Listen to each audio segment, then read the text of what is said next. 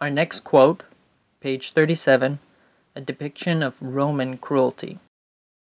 Many poor wretches would steal down the ravines by night to pick up whatever might serve for food. For these, Titus laid men in ambush. When attacked, they defended themselves. As a punishment, they were scourged, tortured, and crucified before the walls. And in the morning, sometimes 500, sometimes more, of these miserable beings were seen writhing on crosses before the walls. The soldiers added ridicule to their cruelty. They would place the bodies in all sorts of ludicrous postures, and this went on till room was wanting for the crosses and crosses for the bodies. Page 37. Our next quote, page 43, a depiction of Roman cruelty. A man was seen searching his excrements for some gold which he had swallowed and voided. A report spread through the camp that all the deserters had brought off their treasures in the same manner. Some of the fierce Syrian and Arabian allies set on them and cut open their living bodies in search of gold. 2,000 are said to have been killed in this way during one night. Page 43. Our two next quotes, page 40 and 41. Depictions of a tomb of the dead and dying. For the instant effect of this measure, building a blockade, was to increase the horrors of the famine so far that whole families lay perishing with hunger. The houses were full of dying women and children, the streets with old men gasping out their last breath. The bodies remained unburied, for either the emaciated relatives had not strength for the melancholy duty, or in the uncertainty of their own lives neglected every office of kindness or charity. Pages 40 and 41. The soldiers, dreading the stench of the bodies, at first ordered them to be buried at the expense of the public treasury. As they grew more numerous, they were thrown over the walls into the ravines below. Titus, as he went his rounds, saw these bodies rotten, and the ground reeking with gore wherever he trod. He groaned, lifted up his hands to heaven, and called God to witness that this was not his work. Page 41. Our two next quotes, page 44 and 45. More depictions of a tomb of the dead and dying. A deserter, who had at one time been appointed to pay for the interment of the dead at a particular gate, stated that from the 14th of April, when the siege began, to the 1st of July, 115,880 bodies had been buried at the public charge, or thrown from the walls, not including those interred by their friends. Others said that 600,000 of the poorer people had perished, that when they could no longer bury them, they shut them up in some of the larger houses, and left them there. Page 44.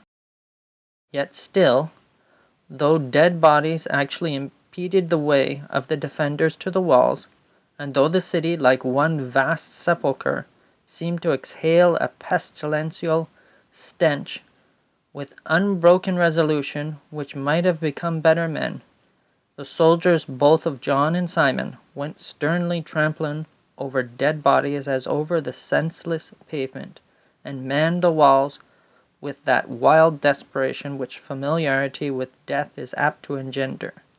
Pages 44 and 45. Our next quotes, pages 57, 58, 59, and 60, depictions of the destruction of the temple. It was the 10th of August, the day already darkened in the Jewish calendar by the destruction of the former temple by the king of Babylon. It was almost past. Titus had retired to rest, when suddenly a wild and terrible cry was heard, and a man came rushing in, announcing that the temple was on fire. Page 57. Titus rushed down with the utmost speed. He shouted. He made signs to his soldiers to quench the fire. His voice was drowned, and his signs unnoticed, in the blind confusion. The legionaries either could not or would not hear. They rushed on, trampling each other down in their furious haste, or stumbling over the crumbling ruins, perished with the enemy. Each exhorted the other, and each hurled his blazing brand into the inner part of the edifice, and then hurried to his work of carnage. The unarmed and defenseless people were slain in thousands. They lay heaped like sacrifices round the altar. The steps of the temple ran with streams of blood, which washed down the bodies that lay about. Titus found it impossible to check the rage of the soldiery. Even respect for the emperor gave way to the furious animosity against the Jews, to the fierce excitement of battle, and to the insatiable hope of plunder. Page 58. The whole summit of the hill which commanded the city blazed like a volcano. Page 59. The shouts of the Roman soldiery, as they ran to and fro, and the howlings of the insurgents who were perishing in the flames, mingled with the roaring of the conflagration, and the thundering sound of fallen timbers.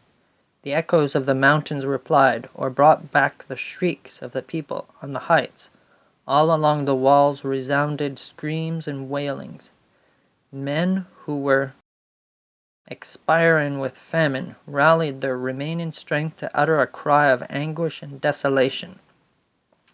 The slaughter within was even more dreadful than the spectacle from without.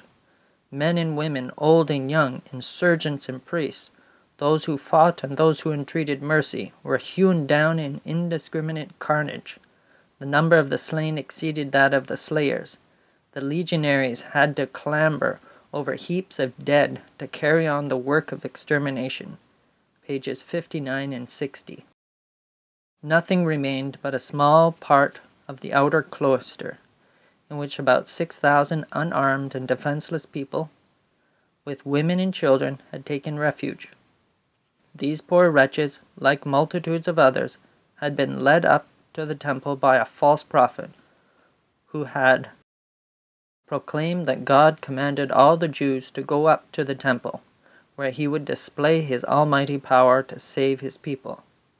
The soldiers set fire to the building. Every soul perished. Page 60. Was the destruction of the Jews by Rome miraculous, demonic? You be the judge.